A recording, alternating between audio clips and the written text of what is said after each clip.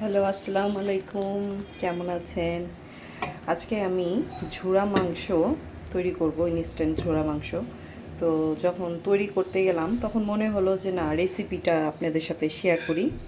তো এখানে আমি এই যে দেখেন, গরুর মাংস এরকম ছোট ছোট করে কেটে নিয়েছি। আপনারা চাইলে একটু বড় করেও কাটতে পারবেন, সমস্যা নেই। এটার মধ্যে আমি একটু হলুদ, মরিচ, একটু ধনিয়ার গুঁড়া, আর হচ্ছে একটু পানি, আর হচ্ছে একটু লবণ, আর সামান্য একটু তেল দিয়ে এটাকে আমি ভালো করে প্রেশার কুকারে সিদ্ধ করে নিব। তারপরে পরবর্তী প্রসেসে যাব। তো আমি সব কিছুই দিয়ে ফেলেছি, এর ভিতরে দিয়ে পানি দিয়ে দিয়েছি। এখন একটু তেল দিয়ে প্রেশার কুকারে উঠাই দিব। তো পরবর্তী স্টেপে আমি আবার ফিরে আসতেছি। এই যে প্রেশার কুকারে দিয়ে দিলাম। এখন এটা একদম ঘড়ি ধরে আমি 20 মিনিট এটাকে রান্না করব, যাতে একদম সফট হয়ে যায়। এখন এই যে আমার মাংসগুলো ভালোভাবে সিদ্ধ হয়ে গেছে। এখন আমি এটাকে শিলপাটায় ভালো করে একদম থেতলে একটু ঝুরা ঝুরা করে নেব। তারপরে হচ্ছে পরবর্তী প্রসেস যাব। এই যে আমার শিলপাটায় ভালো করে থেতলো করা হয়ে গেছে। আমি আর এর যে ঝোলগুলা ছিল এগুলো আমি ফেলবো না, এটা আমি ব্যবহার করব। যেহেতু ঠান্ডা করে নিয়েছিলাম তাই ঝোলগুলো জমে গেছে। তো এখন চলে যাচ্ছি পরবর্তী প্রসেসে। আমি একটি ফ্রাই প্যানে তেল গরম করে নিব। তেলটা একটু বুঝে দিব, কারণ আমার গরুর মাংসতে অনেক চর্বি ছিল। তারপরে তেলটা ভালোভাবে গরম হয়ে গেলে এর ভিতরে দিয়ে দিব আস্ত শুকনো মরিচ। তারপরে এর মধ্যে দিয়ে দিব হচ্ছে গরম মশলা, আস্ত গরম মশলা, এলাচ, দারচিনি, একটা বড় এলাচ, তারপর গোলমরিচ, এগুলা। তারপরে দিব বেশ খানিকটা পেঁয়াজ কুচি। এখন এগুলা দিয়ে ভালোভাবে নাড়াচাড়া করে নিব। পেঁয়াজটা একটু মজে আসবে, তারপরে আমি এর ভিতরে মশলা অ্যাড করব।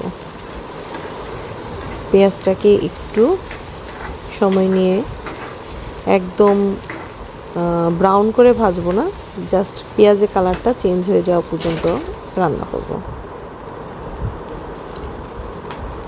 আমার পেঁয়াজের কালার চেঞ্জ হয়ে গেছে। এখন আমি এর ভিতরে অ্যাড করে দিব হচ্ছে আদা রসুন বাটা।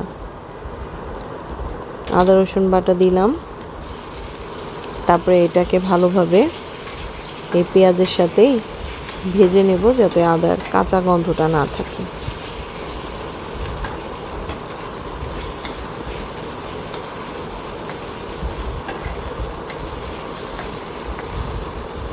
আদাটা খুব ভালোভাবে ভাজা হয়ে গেলে এর ভিতরে দিয়ে দিব হচ্ছে টমেটো কুচি। টমেটোটা অপশনাল, চাইলে দিতে পারেন, না চাইলে নাও দেওয়া যাবে, তবে দিলে টেস্টটা ভালো হয়, একটু রসা রসা হয়। আমার বাসায় ঝুরা মাংসটা একদম ভাজা ভাজা পছন্দ করে না কেউই, সবাই হচ্ছে একটু রসা রসা থাকবে ওরকমটাই পছন্দ করে। এখন টমেটোটা দিয়ে একটু নেড়ে চেড়ে নেব, যাতে টমেটোটা হালকা সেদ্ধ হয়ে যায়।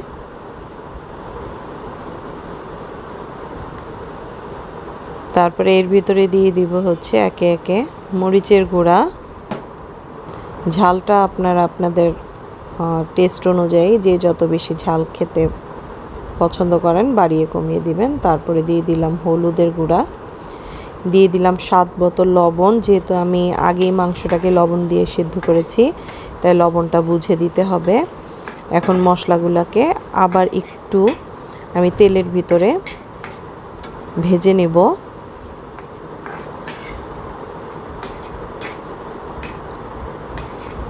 তেলের মধ্যে ভেজে নিয়ে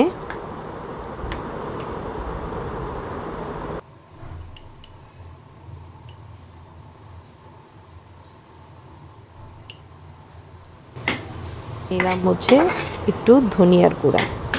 ধনিয়ার গুঁড়াটা দিয়েও একটু নেড়ে চেড়ে নেব।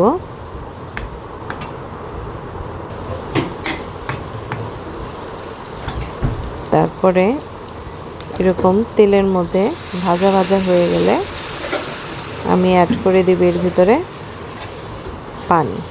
পানি দিয়ে মশলাটাকে আরও ভালোভাবে কষাবো।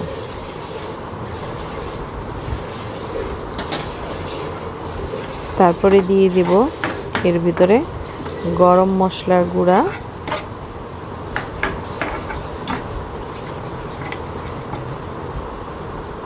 এখন ভালো করে কষিয়ে নেব। তারপরে দিয়ে দিচ্ছি হচ্ছে 1 চামচ মাংসের মশলা। আপনারা যে কোনো মাংসের মশলা দিতে পারেন। আমি এখানে প্রাণের মেজবানি মাংসের মশলার থেকে 1 চামচ মশলা দিয়েছি। তারপরে এর ভিতরে দিয়ে দিব আস্ত রসুন। আস্ত রসুনটা দিলে ভালো লাগে খেতে। মশলাটা একদম পানি টেনে তেলের উপরে উঠে যখন আসবে, তখন এর ভিতরে অ্যাড করে দিব হচ্ছে সেই ঝুরা মাংসগুলা। সব মাংস এখন দিয়ে এই মশলার ভিতরে মাংসগুলাকে আস্তে আস্তে কষিয়ে নেব। এখন ভালো করে নেড়ে চেড়ে ঝুরা মাংসগুলোর সাথে মশলাগুলোকে ভালোভাবে মিশিয়ে আমি কষাবো যতক্ষণ পর্যন্ত মাংসগুলো কষাতে কষাতে তেল উপরে না এসে যায়। এই ঝুরা মাংসটা আগের দিনের মতো অনেক দিন 4 দিন 5 দিন জাল দিয়ে এখন খাওয়ার কোনো প্যারা নাই।